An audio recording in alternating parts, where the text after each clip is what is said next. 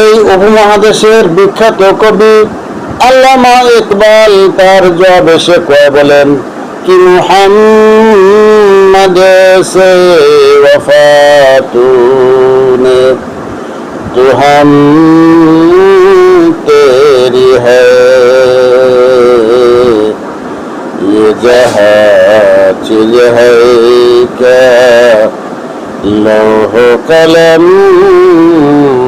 तेरी है। তোমরা যদি আল্লাহকে ভালোবাসো, আল্লাহর অনুগ্রহ পেতে চাও, তাহলে নবীর আদর্শকে ভালোবাসো, নবীকে প্রাণের চেয়ে ভালোবাসো, তাহলে আল্লাহ তোমাদেরকে ভালোবাসবেন, তোমাদেরকে অনুগ্রহ করবেন।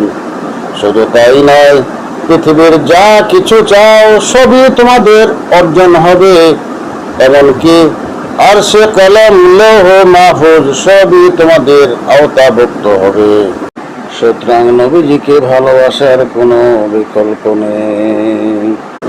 এই উপমহাদেশের বিখ্যাত কবি আল্লামা ইকবাল তার জবাবে সে কয়ে বলেন कि मुहम्मद से वफा तूने तो हम तेरी है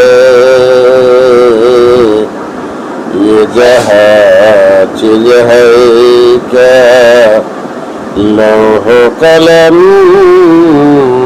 तेरी है।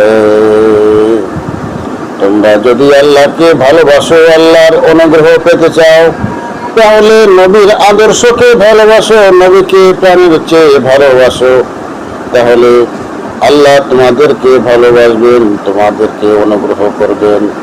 শুধু তাই নয়, পৃথিবীর যা কিছু চাও সবই তোমাদের অর্জন হবে, এমনকি আরশে কলম লৌহ মাহফুজ সবই তোমাদের আওতাভুক্ত হবে। সুতরাং নবীজিকে ভালোবাসার কোনো বিকল্প নেই। এই উপমহাদেশের বিখ্যাত কবি আল্লামা ইকবাল তার জবাবে সে কয়ে বলেন कि मुहम्मद से वफा तूने तो हम तेरी है ये जहाँ चीज है क्या लौह कलम तेरी है।